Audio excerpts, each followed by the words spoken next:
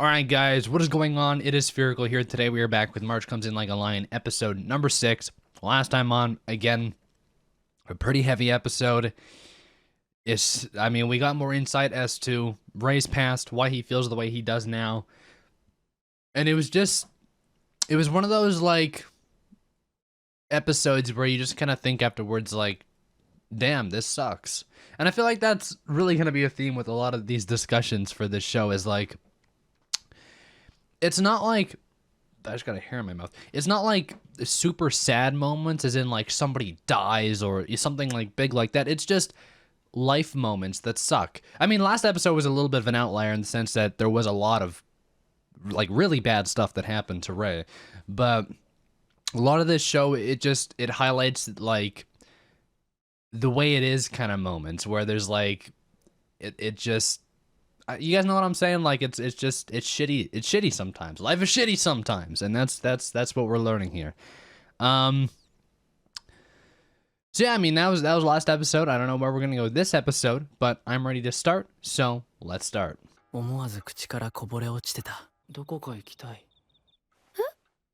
Oh, somewhere is. Soy sauce factory. What? Oh, okay. That I was like, why would that be in her mind out of nowhere? I mean, yeah, that'd be good.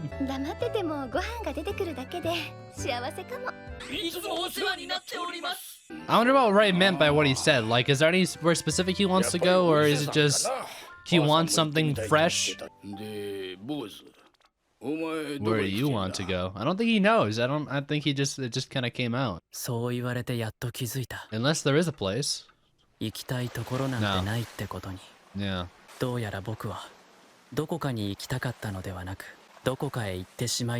Just wanted to go somewhere else. Yeah. Yeah. I would not enjoy that in the slightest, that's for sure. I mean, train. I've always wondered how you would practice for, like, you know, board games, like chess, for example. Do you just play people over and over again? Or do you practice scenarios, I guess, probably?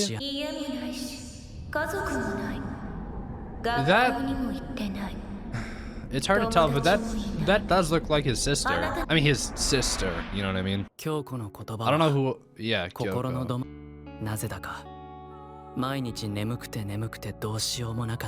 That will happen in scenarios like these. And how often does this happen, the ranking? Like, is this over a period of a month, a couple months, a year? Just the only thing I'm worried about with him too is like, especially with him deciding he doesn't need to continue with school and stuff, like what if Shogi doesn't work out for him? I mean, he's already a professional, yeah, but he doesn't really have a backup plan.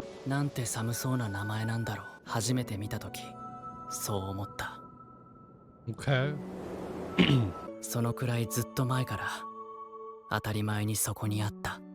Okay. He was the child of God.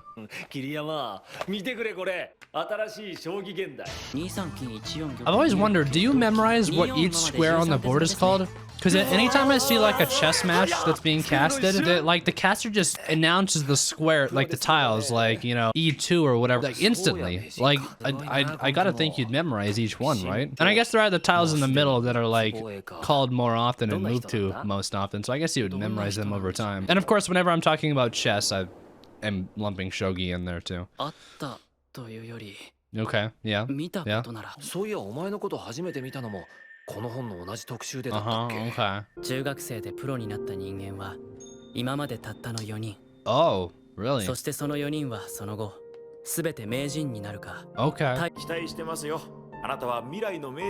Something that he has to live up to now, whether he likes it or not. He has these expectations that everybody holds for him. But yeah, I guess Ray is a much bigger personality in the shogi world than I had originally thought. Like, he has been kind of put on this pedestal as the next big prodigy.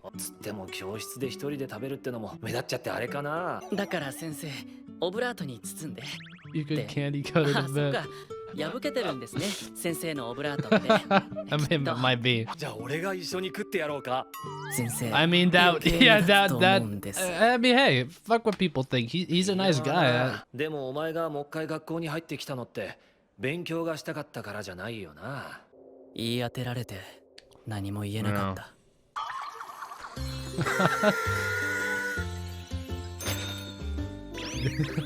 There's no avoiding it. 買ってあげようか。いいよ、悪いし。いや、いいよ、全然。100円だし。Yeah, there is no turning back from this. ありがとう。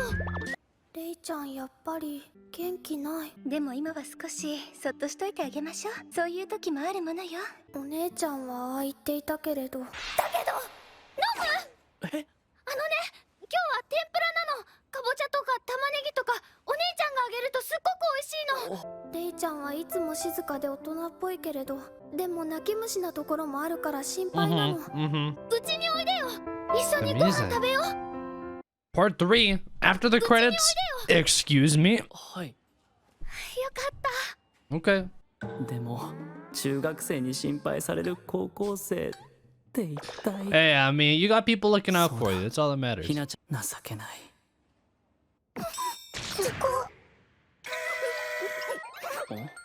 おう、川本。 Oh shit. Oh shit. Yeah, it's him. ひなちゃんの好きな。Does he recognize her? お友達、ここどうぞ。Ray, wait. I don't know. Like, is he here?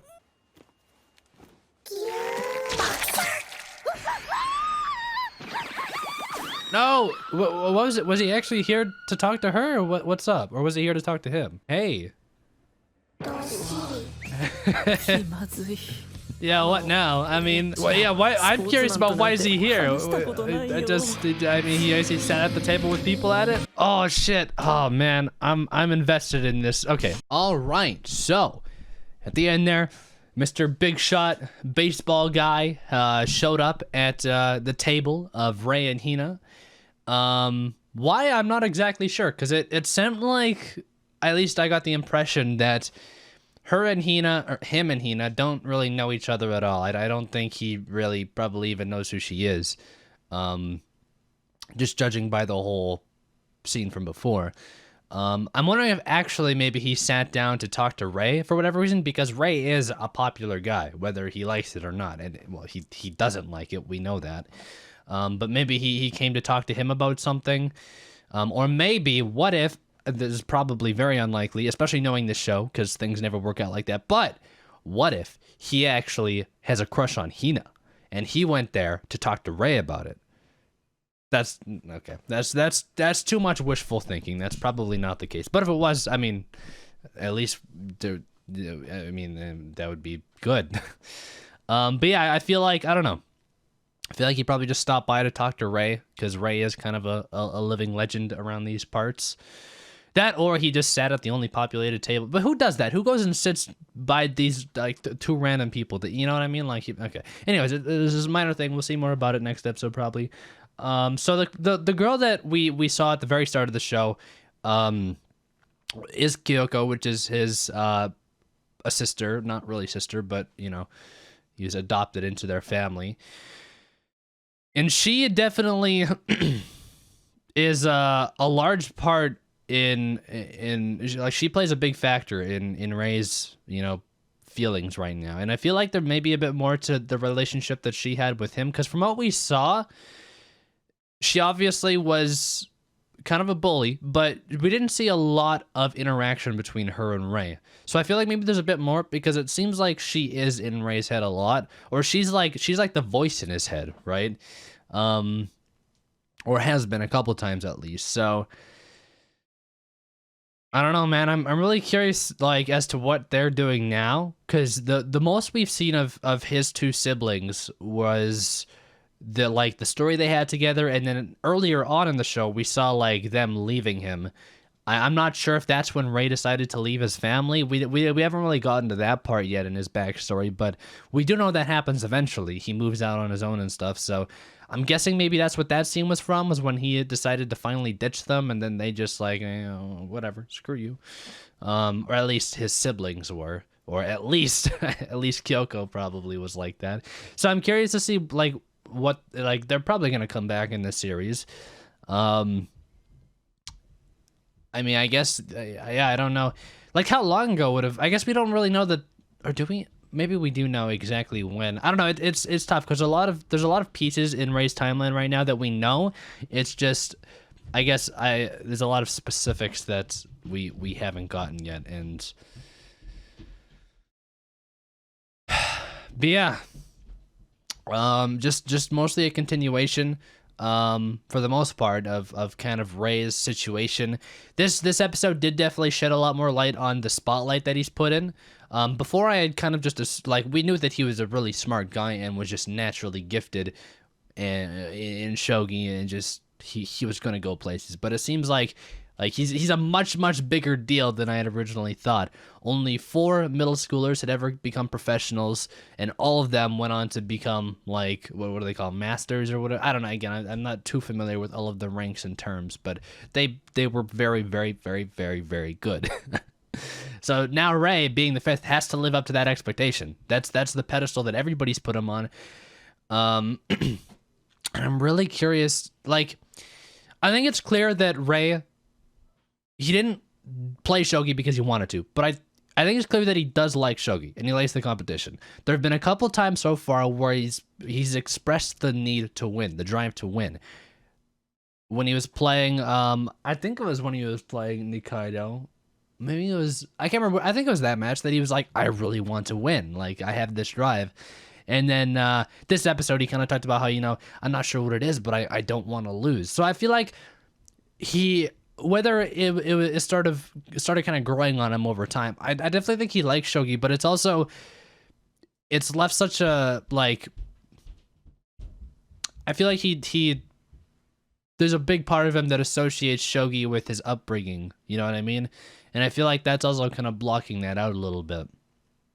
So I could be wrong, but again, that's kind of the main question that I want to know is, like, does he enjoy shogi at this point at all? I do think, again, I do think he does, but he also maybe thinks that he doesn't, and in some weird way, and he's slowly starting to realize that this is something that he does like to do. Now, again, I'm not saying that he likes being put on the pedestal that he's on and being expected to become the best of the best, which that would suck. Nobody would like that. Well, I mean, unless you have a massive ego, then maybe that'd be cool for you. But I mean, I feel like most people would not want to be put on that pedestal of everybody watching you and expecting you. And if you don't succeed, then you're immediately not living up to anybody's expectations. But yeah, I mean, it was a good episode. I mean, this has been a pretty slow-paced show for sure. Like, in the first 6 episodes, there hasn't been a lot that's happened so far, and a lot of it has been like exposition, learning the characters, learning the backstory, which is what the start of every series is going to be. But the show is definitely pretty slow-paced in general. But it's not like a show where I would, I don't know.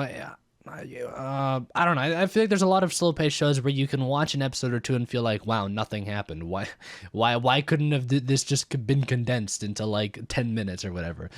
But this show, I haven't had an episode so far where I looked back and said, this just wasn't a good episode. Even though, like, there have been a couple episodes so far where not a lot has happened, really. But they're all just enjoyable. They all do the small, again, it's the small things that they do really well. Yeah, that's kind of where we're at, 6 episodes in. I'm gonna leave it off here though, because I am starting to lose my voice a little bit. But as always, early access, full length, that's down at patreon.com/SphericalFilms. With that out of the way, I do thank you guys for watching. I'll talk to you guys all next time with episode number 7 of Marsh Comes In Like a Lion. Till then, peace out.